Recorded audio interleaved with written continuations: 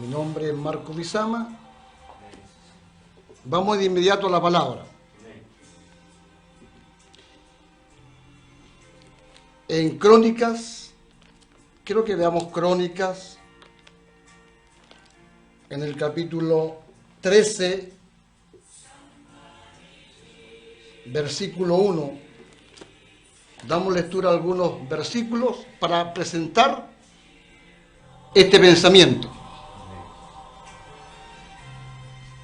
Cuando queremos hacer lo correcto de una forma incorrecta.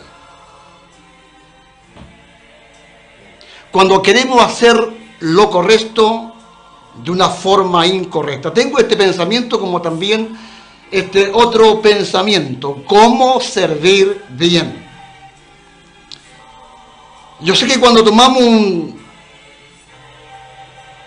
espacio en la radio o en la televisión, cuando nos disponemos a evangelizar, cuando nos disponemos a realizar cualquier servicio dentro del reino de Dios, nunca alguien lo hace teniendo una mala intención. Nunca alguien lo hace para hacerlo de forma incorrecta. La intención es buena, el querer servir, el querer hacer la obra que Dios demanda que hagamos. Pero tengo este pensamiento. Cuando hacemos lo correcto de una forma incorrecta, y cuando nos disponemos a servir bien, todos queremos servir bien, pero servimos mal. Tiene que existir lo que es la instrucción, lo que es la enseñanza, lo que es el discipulado. Antes de servir, tengo que dejarme servir para que cuando me lance a la tarea de servir, de obrar en un ministerio o en cualquier obra dentro del reino de Dios, debo hacerlo bien. ¿Por qué tengo este pensamiento? Porque yo no soy el único que ve que hoy en día muchos queremos hacer cosas dentro del reino. Muchos se han autodenominado pastores, evangelistas, maestros. Yo no sé qué obra es la que usted está haciendo. Mire, desde lo más grande hasta lo más pequeño, hasta lo más significante, como también lo que usted cree que es insignificante.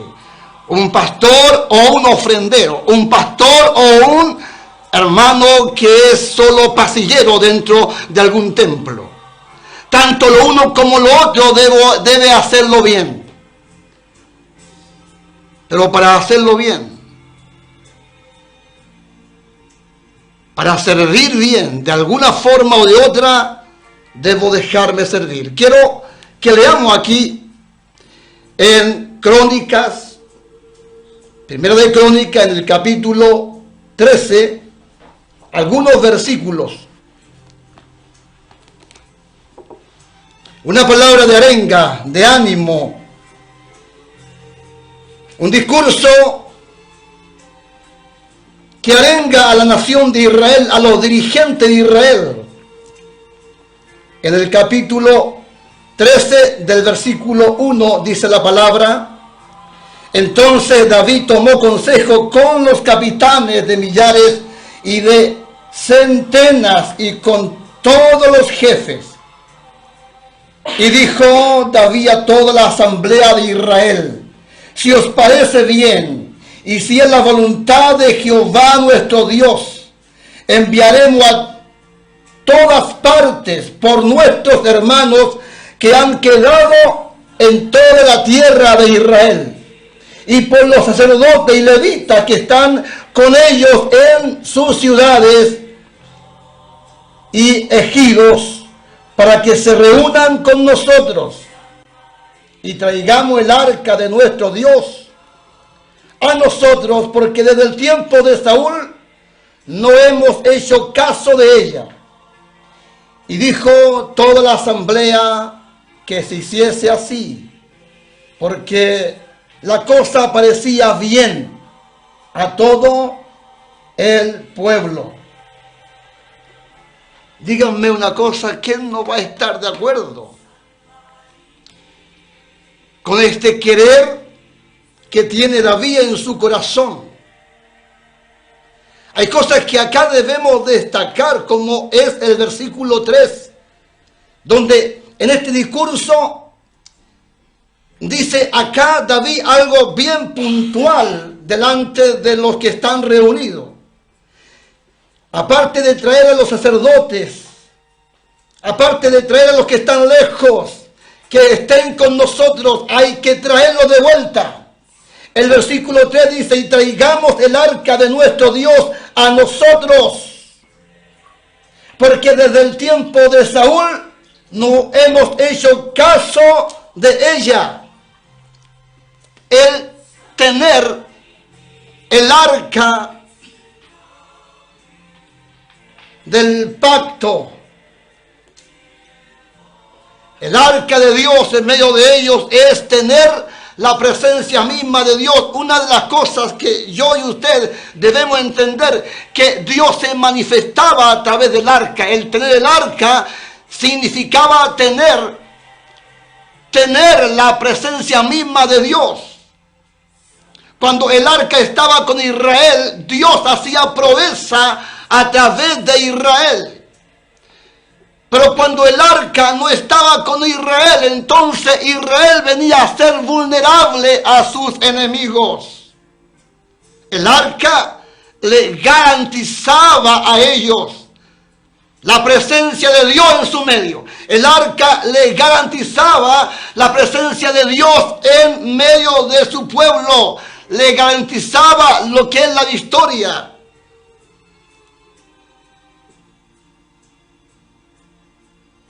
Y está diciendo aquí David, y traigamos el arca de nuestro Dios a nosotros. Esto es decir, y traigamos la presencia de Dios a nosotros. Queremos la presencia de Dios una vez más en nuestro medio. Porque desde el tiempo de Saúl no hemos hecho caso de ella. Desde ese entonces, ya hace mucho tiempo, que la presencia de Dios no está en nuestro medio. Es importante que traigamos el arca de Dios y esté con nosotros. Esto es decir, es importante que nos esforcemos para que la presencia de Dios una vez más esté en nuestro medio. Esa es la arenga que está haciendo David a la nación de Israel. Dígame si eso es malo. Díganme si eso es incorrecto. ¿Quién pudo haberse opuesto a lo que está diciendo David? Nadie se paró para decir, es mala la idea, yo no estoy de acuerdo. ¿Cómo no estar de acuerdo cuando David está diciendo, hay que traer a los levitas, hay que traer a los sacerdotes, hay que traer a los que están lejos? Hay que traerlos, hay que traer el arca del pacto, porque ya hace mucho tiempo que no está con nosotros. Y todo Israel dijo amén. Todo Israel vio a bien la propuesta que está haciendo David. Sin embargo, usted que conoce la palabra, usted que ha leído este pasaje, cuando David se propone traer el arca de Dios a Israel, no lo hace bien.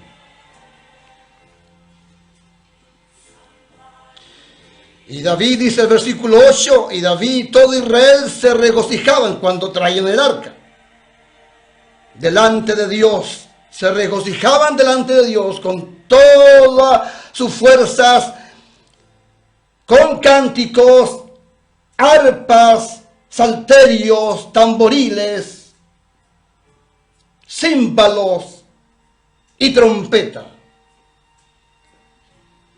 Hay alegría, hay jubileo, hay contentamiento porque traen el arca de Dios.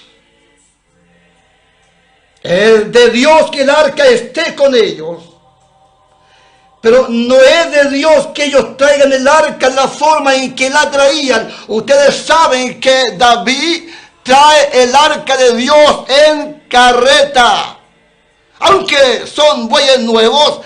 Sin embargo, Dios sabe que no es la forma que Él ha dicho que el arca sea trasladada. Está trasladando el arca de un lugar a otro, David, de una forma incorrecta.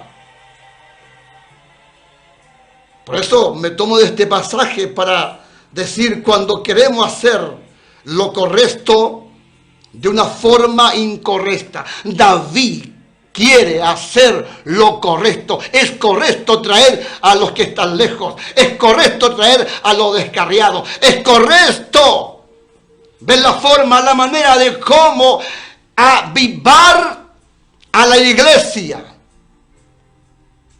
Es correcto que alguien diga, debemos ver la forma, la manera de tener cultos como hace mucho tiempo atrás, donde los cultos empezaban a cierta hora y terminaban al día siguiente. Es correcto que alguien dé un discurso como este y diga, qué bueno es tener la presencia de Dios en nuestro medio, como en aquellos entonces cuando alguien entraba a una iglesia era descubierto de inmediato si era mentiroso. Los mentirosos que hayan muerto de inmediato ante la presencia de Dios. La presencia de Dios era notoria, era visible, era palpable, era tangible. Nadie se burlaba de Dios. Si alguien dice, hay que traer esa gloria, la iglesia, las congregaciones deben vivir esa gloria que vivió años atrás. Si alguien da ese discurso, ¿cómo no decir amén? Todo el pueblo dijo amén, pero de la forma en que David trae el arca, no es la forma correcta. Él quiere hacer lo correcto, pero lo está haciendo de una manera incorrecta. Así también, nosotros, ustedes, líderes, pastores de este lugar de Lota, Coronel, donde estén escuchándome, ¿cuántas veces hemos querido hacer cosas que de seguro son correctas, pero lo hacemos de una manera incorrecta? El cuidado que yo debo tener y usted debe tener es no hacer lo correcto de una forma incorrecta. Fíjese que la Biblia sigue diciendo de esta forma, pero cuando llegaron a la era de Gidón, Usa extendió su mano al arca para sostenerla porque los bueyes tropezaban. Y el furor de Jehová se encendió contra Usa y lo hirió porque había extendido su mano al arca y murió delante de Dios. Terrible. Y David, al ver que la mano de Dios hirió con muerte a Usa, porque él quiso extender su mano al arca. Fíjese que la intención de Usa tampoco es incorrecta. Yo sé que cualesquiera habría hecho lo que hizo Usa. El arca no debe tocar tierra, no debe caer a tierra. Usa es alguien atento. Y él fue un hombre atento que solo se apresuró para sujetar el arca y esta no caiga al suelo. La intención de Usa no es incorrecta. Sin embargo, delante de Dios es incorrecto que un Usa toque el arca. No le correspondía a él, esto le correspondía a los sacerdotes. ¿Cuántas veces usted se propone hacer cosas que no le corresponden? Muchas veces atendemos cosas, asuntos, nos lanzamos a tareas que no nos corresponden. Como Usa, a él no le correspondía hacer tal cosa. Y Usa cae muerto delante de los ojos de David. Y David tuvo pesar, porque Jehová había quebrantado a Usa, por lo que llamó a aquel lugar Pérez Usa hasta hoy. Mira lo que dice el versículo 12. Dice el versículo 12, y David temió a Dios aquel día y dijo: ¿cómo he de traer a mi casa el arca de Dios? Entonces, ahora pregunta, ahora quiere ser instruido, ahora quiere ser direccionado. Se da cuenta que él, queriendo hacer lo correcto, lo hace de forma incorrecta. Se da cuenta David que lo está haciendo mal. Y pregunta. Y dijo: ¿cómo he de traer a mi casa el arca de Dios? Le leo de inmediato lo que aparece aquí en el capítulo 15, algunos versículos. Dice: e hizo David también casa para sí en la ciudad de David, y arregló un lugar para el arca de Dios, y le levantó una tienda. Y entonces dijo David: el arca de Dios no debe ser llevada sino por los levitas, porque a ellos ha elegido Jehová para que lleven el arca de Jehová y le sirvan perpetuamente. Dios había dictaminado esto en los Pentateucos. Había ordenado Dios cómo el arca debía ser trasladada. Pareciera que a David se le olvidó. Se le olvidó. Muy parecido a ese rey que yo le llamo el rey que se olvidó recordar la palabra. Parece que se le olvidó recordar la palabra a David e hizo las cosas a su manera. Queriendo hacer lo correcto, lo hizo de forma incorrecta. Pero damos gracias a Dios porque él reaccionó y preguntó a Dios: ¿cómo he de traer el arca de Dios a Israel? Y cuando alguien pregunta delante de Dios cómo debe hacer bien las cosas, de seguro que Dios le va a instruir, Dios le va a direccionar. Cuando consultamos, Dios nos va a direccionar para que las cosas no las hagamos mal, sino que las hagamos bien. Así que debemos servir bien y no mal.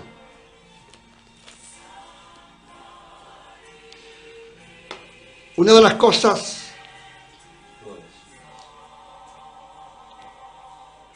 que nos permite hacer mal cualquier tarea dentro del reino es la falta de instrucción.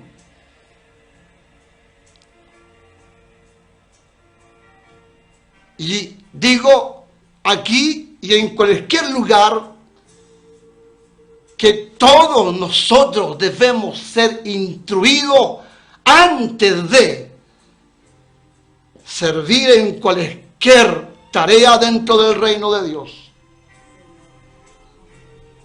Nadie puede lanzarse a ningún servicio si antes no se deja servir. Pero tenemos este defecto nosotros los evangélicos. Desde que llegué al evangelio, ya hace mucho tiempo, años, que escucho diciendo: hey, hermanos, ustedes no han venido para ser servidos. Ustedes han venido a servir. ¿Quién no ha escuchado esta expresión de los pastores, de los predicadores, de los viejos dentro de cualquier congregación? Hermanito, usted no ha venido para ser servido. Usted ha venido para servir, así que tome el ofrendero y pase la ofrenda. La gente viene recién llegando a nuestras filas. Usted no ha venido para que le sirvan, tiene que servir, así que venga y coordine el culto de esta noche. Y a la gente la invitamos a que venga a coordinar, la invitamos a que venga a predicar. Sí, la gente viene recién llegando a la fila del evangelio y les damos la oportunidad para que lleven tal o cual responsabilidad. Gente inexperta, jóvenes, son jóvenes. Gente inexperta y son jefa de Dorca, llevan liderazgo dentro de cualquier congregación sin que antes sean instruidas o instruidos. ¿Por qué? Porque no han venido para ser servidos, sino que han venido a servir. Así que trabaje, hermanito, trabaje, hermanita, como le salga. Muchas veces pasamos el púlpito para que la gente pierda la vergüenza, para que críen personalidad. Hermanos, los púlpitos no están para perder vergüenza o criar personalidad. Los púlpitos deben estar para enseñar, para instruir, para corregir. Los púlpitos están para que la palabra se manifieste y haga lo que tenga que hacer en la vida de aquellos que están para oír. ¿Quién no ha escuchado esta expresión? Usted no ha venido para ser servido. Usted ha venido para servir. No calienten bancas. Hay que trabajar, hay que moverse. Así es como nos arengan. Así es como arengamos a la gente, a los nuevos. Que trabajen, que hagan algo. Fíjese lo que voy a decir en esta hora. Usted ha venido para que le sirvan. Tiene que dejarse servir. Lo que voy a decir, lo digo. Usted ha venido a calentar banca, caliente banca por un tiempo. Esto es decir, tome asiento y déjese instruir. Tome asiento y déjese enseñar. Tome asiento como María se sienta a los pies de Jesucristo para ser instruida, para ser enseñada. Recuerden, es Jesús diciendo de ella, de la que nada hace, de la que está sentada a los pies del Maestro. Jesús dice de ella, esta ha tomado la mejor parte. Sin embargo, somos enseñados a que seamos como Marta. Hay que servir. Hay que preocuparse de atender al Señor, de atender al Maestro. Díganme si no es correcto el preocuparse de la preocupación que tenía, por ejemplo, Marta. ¿Se acuerdan?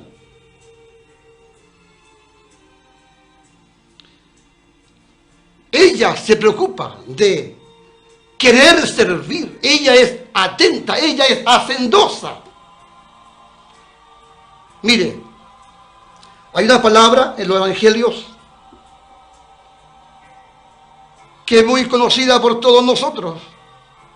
Esa palabra que dice que el Hijo del Hombre no vino para ser servido, ¿verdad? Sino que vino para servir. Jesús, el Hijo de Dios, Él no vino para ser servido, Él vino para servir. ¿Y cómo interpretamos aquello? Aquello lo interpretamos de esta forma, así que como Él vino a servir, usted también tiene que servir. No podemos tomarnos de esa escritura para decirle a la gente que sirva, que trabaje, que haga algo. Sino más bien, la idea es, dejémonos servir por el que dijo, no he venido para ser servido, sino he venido a servir. Cuando Jesús está diciendo esto, que el Hijo del Hombre no vino para ser servido, sino que para servir. Él vino a servir y Él se dedicó a servir todo el tiempo. Yo hago esta pregunta: ¿por cuánto tiempo usted cree que Jesucristo sirvió? ¿Alguien puede decir? Bueno, Él sirvió 3 años y medio. Él, desde que dijo aquello, no ha dejado de servir. Él continúa sirviendo hasta el día de hoy. Él está dispuesto a servir hasta este tiempo. Él no deja de funcionar como el que sirve. Como el que sirve. El día en que Jesucristo va a casa de Marta y María, hermanas de Lázaro, ¿se acuerdan? Siempre las Dorcas hablan acerca de este pasaje. El día en que Jesucristo va a casa de Marta y María, pregunto, ¿a qué fue Él a ese hogar? Él no fue para que le sirvieran, Él fue a servir. Y vemos en este pasaje a una Marta hacendosa que recibe a Jesucristo en casa. Ella es buena anfitriona. De seguro que le lavó los pies al Señor. Ella es muy amable. Hace que Jesús pase a casa y ella se preocupa de sentar a Jesús en la mejor silla. Le pone el mejor cojín. Ella se preocupa que Jesús esté cómodo. Ella se preocupa que Jesús tenga de beber. De seguro ya hace tiempo que Él no come y hay que hacerle de comer. Veo a Marta siendo muy hacendosa, muy atenta. Ella es muy servicial. Díganme si eso es correcto o incorrecto. Eso es correcto, eso está bien. Cuando uno ve a una mujer con esta característica de servicio, cuando uno ve a una mujer hacendosa en su casa, atenta a sus hijos, a su esposo, cuando alguien llega a visitar ese hogar, esa mujer se comporta como Marta. Y cuando uno ve a una mujer comportándose como Marta, dice, oh, qué hacendosa es esta mujer. ¿Cree usted que ella actuó mal? ¿Cree usted que ella hizo lo incorrecto? ¿Quién puede estar en contra de este servicio que está realizando Marta? Conocemos el pasaje de esta historia. Y Marta en un momento,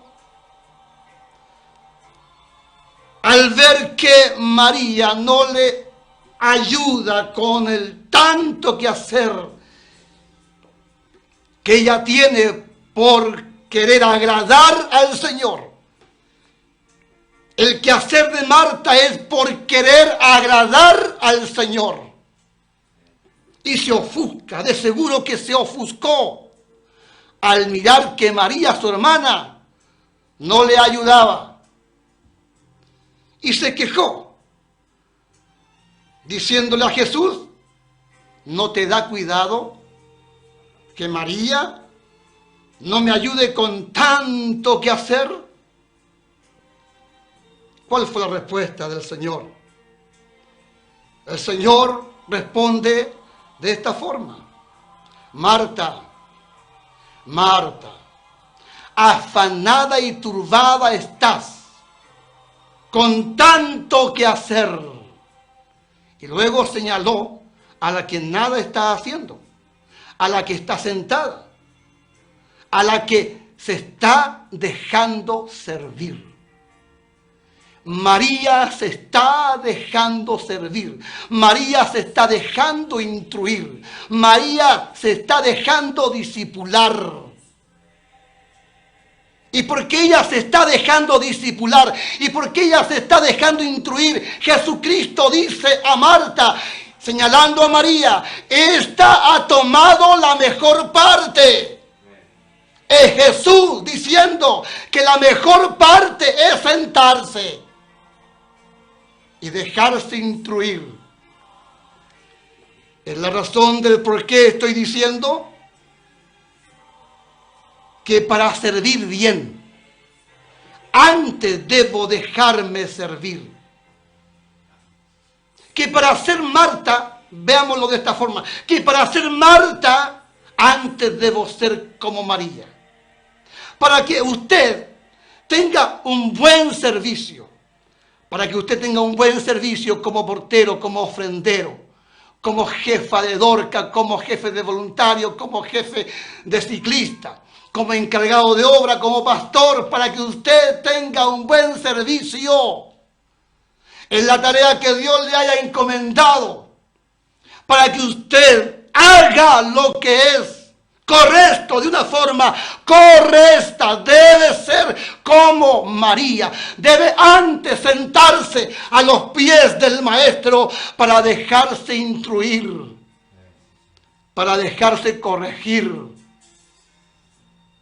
para recibir dirección. Para recibir dirección. Porque Él no vino para ser servido. Él vino a servir. Y Él sirvió en sus días y Él continúa sirviendo. Él aún está dispuesto a servir. Él aún está con su lebrillo. Él aún está con su toalla ceñida.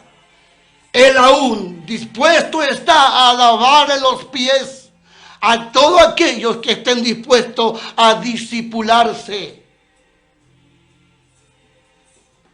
Antes de que sirvamos, debemos dejarnos servir. Porque si no nos dejamos servir, ¿cómo vamos a servir? El día en que nos propongamos servir, lo haremos mal, porque no hemos querido dejarnos servir. Le voy a citar otro pasaje bíblico que es también muy conocido.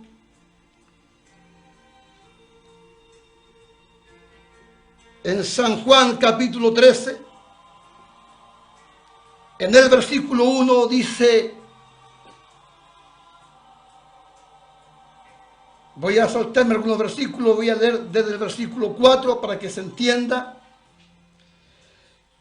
Y dice el versículo 4, se levantó de la cena Jesucristo y se quitó su manto y tomando una toalla se la ciñó.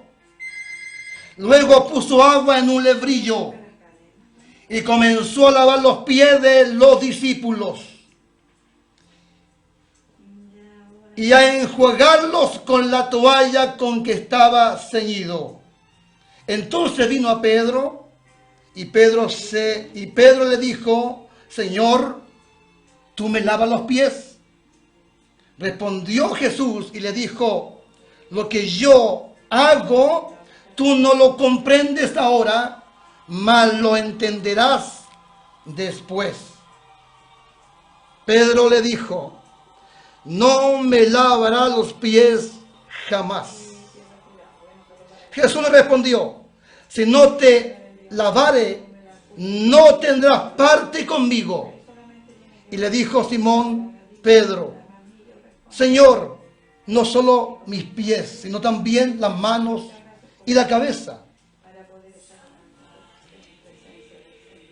no solo mis pies, también mis manos y la cabeza. ¿Por qué Pedro de repente quiere que Jesús le lave los pies? Pedro en primera instancia es como muchos hermanos